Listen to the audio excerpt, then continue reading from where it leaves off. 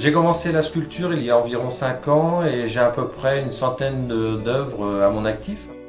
Après une blessure grave au sport, en fait, je me devais de compenser mon travail de bureau tout simplement par une autre activité manuelle. J'ai ressorti mon outillage de couvreur que j'ai commencé à adopter à peu près à l'âge de 14 ans au lycée Gaudier-Brescat de Saint-Jean-de-Bray. Le zinc, c'est un matériau qui m'a toujours fasciné, tout simplement par ses caractéristiques intrinsèques. C'est en décorant mon jardin avec mes sculptures que des amis m'ont repéré. Et c'est ensuite également un journaliste lors de ma première exposition. Les réseaux sociaux ont contribué à me faire connaître. Par la suite, les expositions se sont enchaînées.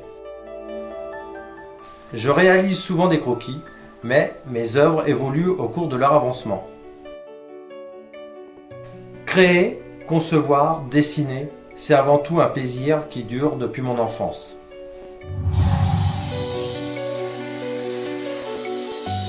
J'adore travailler de mes mains, avoir un contact avec la matière, utiliser des outils et expérimenter le zinc avec d'autres matériaux.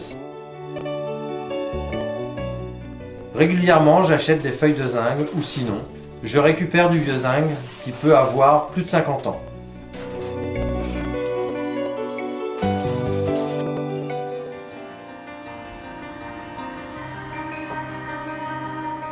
Le zinc ne rouille pas, il est parfait pour l'extérieur. Il se patine avec le temps et c'est un matériau vivant. Son aspect change avec les intempéries.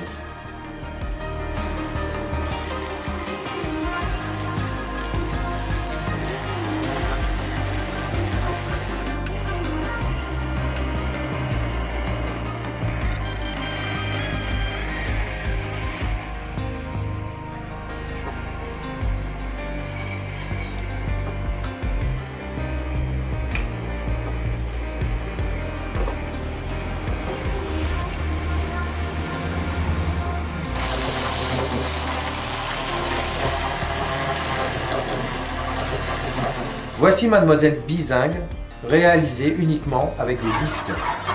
En touchant son corps, des bruits sortent et les enfants adorent lors des expositions.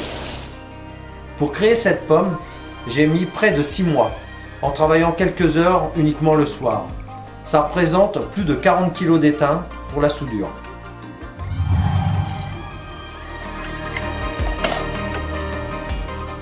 Au fur et à mesure du temps, je fais parfois des découvertes, comme ces lamelles qui s'enroulent lors du découpage. Elles deviendront des cheveux, des cils ou des fleurs.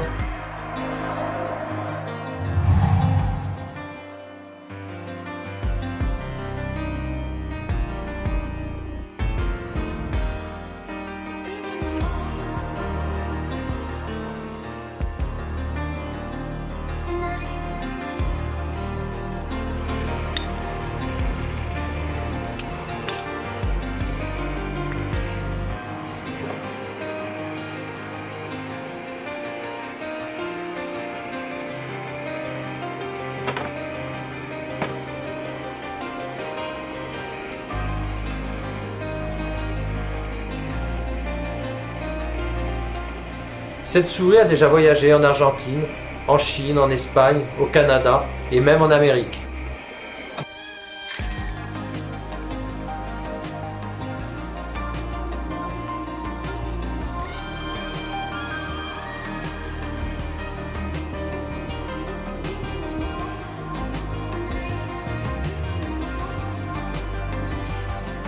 Les enfants sont sensibles à l'émotion que procurent ces souris.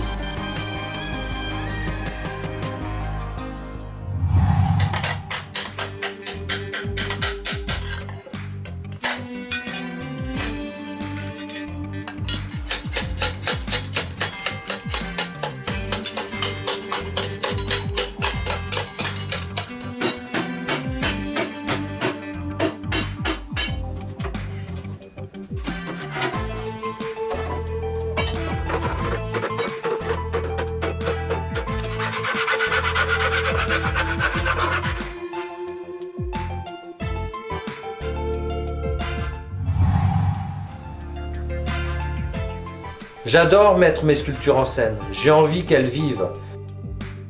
Que le zinc se colore et se réchauffe avec le paysage.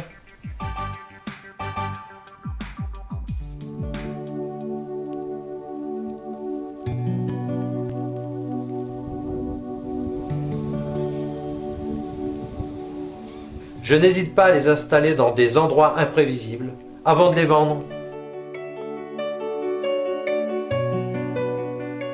Des amis photographes les immortalisent.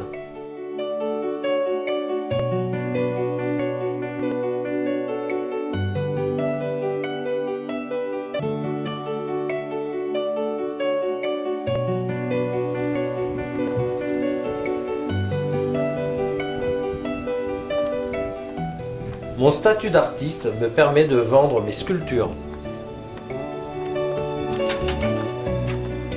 Par ailleurs, je n'hésite pas à faire des dons à des associations. Cette Mademoiselle Bizingue devient ma signature artistique.